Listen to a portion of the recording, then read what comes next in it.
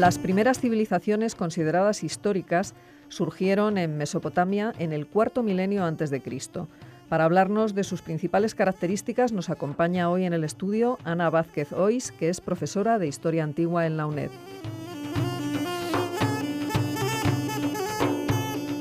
Ana, muy buenos días y bienvenida a Sin Distancias. Buenos días, bien hallados y comenzamos un nuevo curso. Pues sí, y nada mejor que empezar hablando sobre las primeras civilizaciones históricas. Me gustaría que nos explicases cuál es la característica que nos permite clasificar a una civilización dentro de la historia, es decir, que no la consideremos prehistórica. Bueno, vamos por partes. Normalmente se entiende por prehistoria lo anterior a la historia. La rayita entre prehistoria e historia es tan sutil como que lo único que las diferencia es que una escritura ya esté descifrada y se entienda. Si pone Pepe o si pone María o si pone Juan. Pero en una civilización prehistórica, aunque tenga garabatos, si no la entiendes, si no sabes lo que pone, eso es prehistoria. Es decir, que sí puede haber escrituras prehistóricas, obviamente. Pero una vez que esa escritura ya está descifrada, entramos en la historia. Y además de la escritura, ¿podemos considerar también necesaria una cierta organización social o no es necesario? Nada. El único criterio es escritura descifrada. Bueno, y las primeras civilizaciones surgen en la zona de Mesopotamia, entre ríos. ¿Cuáles son estas civilizaciones? ¿Por qué surgen ahí? Pues surgen porque surgen. El hecho es que no sabemos por qué, simplemente hay un desarrollo de la prehistoria a la historia, surge ese tipo de escritura y obviamente esto comienza entre los dos ríos que son Tigris y Éufrates en el actual Irak, pero hay un paso previo de época prehistórica, que son los periodos de Ubay, que son el periodo de Uruk, que tienen ya muchísimos elementos que presuponen esa evolución progresiva que va a llevar a ese paso fundamental que es ya la escritura descifrada. Es decir, tienen antes de descifrarse la escritura hacia el 3200, 3400 antes de Cristo, lo que se tiene es el ladrillo plano convexo, por ejemplo, por un lado es liso y por otro convexo, y está el templo tripartito en el periodo de Uruk. Pero todavía tienen cilindros sellos de una escritura que no se ha descifrado. Cuando se encuentra en el nivel cuarto de Uruk los primeros sellos que ya se entiende lo que pone, ya entramos en la historia. O sea que, como ves, es nada. La diferencia es que son las mismas personas, viven en los mismos sitios, comen lo mismo, tienen los mismos animales. Unos son sedentarios, otros no lo son. Pero ¿cuál es la diferencia? Que al lado del potito de un señor o de un hogar aparece un cilindro sello y esa escritura ya está descifrada. O sea que se ha encontrado la clave, digamos, ¿no? Se ha encontrado la clave, hace 100 y pico años, porque se siguió escribiendo con la misma forma de escritura, que es la escritura cuneiforme, a base de pequeños clavitos, y se sigue escribiendo desde ese 3200, 3400 sistema de escritura, clavito, clavitos, pues hasta la época romana casi siguen escribiendo de la misma forma. Pero no se descifró hasta que ha habido textos paralelos, digamos, entre lo que es el antiguo cuneiforme, escritoras más modernas persas, y luego comparándolo entre el persa y el griego, en fin, unas cosas muy complicadas, porque claro, directamente el antiguo sumerio por sí solo, si no tienes un término de comparación, una piedra de Rosetta, digamos, para que se entienda que tiene 3 idiomas, tú no puedes leerlo. De hecho, sí, es muy curioso que el ibérico, España no entra en la historia hasta la llegada de los romanos, porque el ibérico no se ha descifrado, se lee, pero no sabes lo que dices. Claro, realmente sabemos por los escritores romanos de la época. Claro, y en cambio tenemos textos ibéricos, tenemos prónomos, tenemos inscripciones, ¿y qué pone aquí? Y dices, pues no lo sé. con lo cual nada del mundo ibérico es historia, que es muy curioso y está ahí hace, pues nada, 2500 años, ¿no? Es verdad, resulta paradójico. Pero dejemos a los íberos y volvamos a Mesopotamia. Ana, ¿qué factores permitieron el desarrollo de estas primeras civilizaciones históricas? Hombre, tenían para comer, tenían para vivir, es un sitio con una tierra muy fértil. Empezaron a hacer canales para dominar las crecidas de los ríos y se pudieron asentarse, tener cereales, tener ganado y unas excelentes vías de comunicación, con lo cual las condiciones para pasar de un estadio preagrícola a agrícola con asentamientos y además desarrollar una forma primitiva de escritura, pues fue la que originó esta primera civilización, muy sorprendente, pero además en un momento, siglo arriba, siglo abajo, que surge exactamente igual en el Valle del Nilo, con lo cual entre lo que son los sumerios y los egipcios hay una especie de carrera a ver quién empezó antes la escritura y van ganando, van empatados, unas veces ganan los egipcios, otras veces ganan los sumerios, es casi sincrónico. Has hablado de buenas vías de comunicación. Todo eso implica una organización social bastante desarrollada. ¿Cómo estaban organizados socialmente?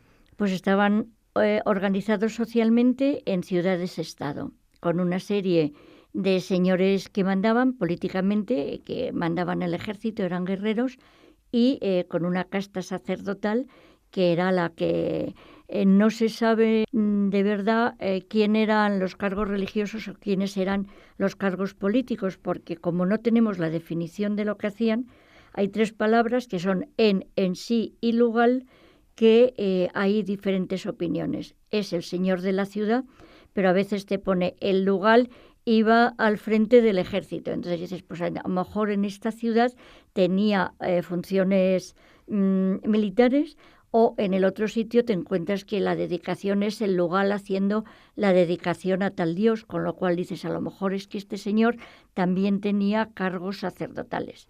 Es decir, definimos el cargo por lo que hacen, no tenemos la definición del cargo en sí, es lo que me refiero.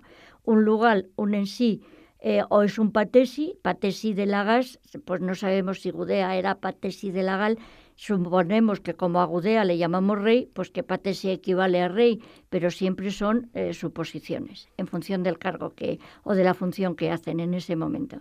¿Y cómo vivía el resto de la población? Es decir, aquellos que no pertenecían a la clase dirigente porque no eran ni guerreros ni sacerdotes. Exactamente igual que viven ahora en cualquier pueblo. Es decir, estaban los recolectores, estaban los grandes propietarios, estaban los pequeños, estaban los ricos, estaban los pobres, estaban las prostitutas, estaban las cerveceras, estaban los cargadores, estaban los marinos, es decir, exactamente igual que se vive en cualquier pequeña comunidad actual, porque es una forma de vivir que no ha cambiado nada, ¿no? En un río que es navegable, pues lo primero que empiezan a utilizar son las balsas totalmente planas, que todavía siguen navegando con ellas en el Éufrates y en el Tigris, guiándose con grandes pértigas y utilizando lo que tienen a mano, que son los mimbres, que son las palmeras, que es el barro. Es una maravillosa civilización de barro con paja, y esos son los adobes, y todavía tienen los grandes zigurats, que yo subí en 2002 al de Borsippa, y están todavía conservados a pesar de los 5.000 años. Es increíble, es una civilización de barro, porque en barro vivían, en barro morían, en barro los enterraban y escribían en barro. Bueno, una civilización de barro, pero de un barro muy resistente, porque parece increíble que esos zigurats se hayan conservado hasta nuestros días. ¿Cómo eran estos edificios y para qué se utilizaban? El zigurat es una torre escalonada que no se sabe para qué servía. Es decir, tenía generalmente, ya cuando la define y la describe Heródoto, es a mediados del primer milenio antes de Cristo. Los zigurat tenían ya 2.500 años. Se supone que eran torres que llegaban al cielo, sería a lo mejor el nombre de algunas, como el Etemenanki, y se supone que en la parte de arriba, según la define Heródoto, había una pequeña capilla donde el dios se unía con la sacerdotisa o la reina con el sacerdote o con el dios, en lo que se llama el matrimonio sagrado o hierogamia, pero también se supone que podían ser observatorios astronómicos o incluso que pueden tener una función de perspectiva sobre lo que es abajo, ¿no? O lo que es simplemente a ras del suelo, porque te subes a un zigurat y ves la llanura mesopotámica, kilómetros y kilómetros, no se termina nunca. No hay ni un montículo, y cuando hay un montículo son ruinas, se llaman tel. Es decir, es liso, liso, liso, liso. Tiene que ser impresionante subir a uno. Oye, Ana, y a pesar de haber descifrado la escritura cuneiforme, hay muchos aspectos de estos pueblos que aún no conocemos. Quizás porque la mayoría de los textos son solo de tipo comercial o jurídico. Pues la verdad es que se pensaba que sí. Y mira, estamos hablando de los sumerios, que es el primer pueblo, tienen lengua aglutinante, el origen es desconocido, no se saben si vienen, si van, si son producto de una evolución in situ de una cultura anterior, que sería Uruk o Ubaid, pero luego tenemos los acadios, que son semitas, que son los mismos, pero con una raza diferente, y yo para que las personas se enteren los pinto hasta de color diferente. A unos los pinto de amarillo y digo lengua aglutinante y escritura cuneiforme, pero los acadios ya son semitas, exactamente como los semitas actualmente, los que tenemos ahora, y por eso los pinto a todos de diferente color, porque el concepto de lengua y escritura es fundamental en estas culturas. Estas personas tenían efectivamente notaciones económicas, notaciones religiosas, los himnos, pero lo primero que se encuentra son grandes poemas. Y de hecho, la primera mujer que se conoce escritora es una semita, hija del rey Sargón I de Akkad, que es Enheduanna, que escribe poemas de amor y es sacerdotisa de la diosa Inanna. O sea, la primera mujer literaria es Acadia, Enheduanna, y la primera bruja es Sumeria, que es Akburru. Con lo cual, fíjate si tienen importancia, y conocemos conjuros y la contienda de los hechiceros.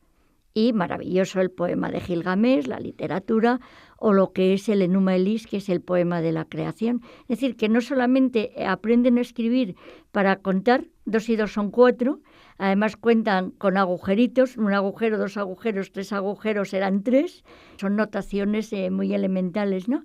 Pero luego ya la escritura se complica y desde luego hay una tablilla que yo suelo decirlo a mis alumnos, para que la miren a todos los oyentes, que es la Plinton 322, lo pueden mirar en Wikipedia, en Internet, y tienen ya en 1700 a.C., más o menos, o 1500 o por ahí, la resolución de lo que los griegos luego llaman el triángulo de Pitágoras. Es decir, que eran excelentes matemáticos en el 1700 a.C., ya en Babilonia, que también eran semitas. Los sumerios se convierten en una cultura residual, como sería, por ejemplo, ahora la latina en relación a lo que es cualquier cultura romance, española o francesa, y ya todo lo que tenemos son semitas. Pero todo ese fondo cultural, pues los primeros dioses, la creación del mundo, el primer relato del diluvio, Adán y Eva, todas estas cosas que luego pasan a la tradición de lo que es el Antiguo Testamento, empieza con los sumerios en la civilización sumeria, que son las primeras ciudades-estado de Ur, Uruk, Larsa, Eridu, etc. Muy bien, las primeras civilizaciones históricas de Mesopotamia. Ana Vázquez Ois, profesora de Historia Antigua en la UNED, muchísimas gracias por habernos acompañado hoy en Sin Distancias.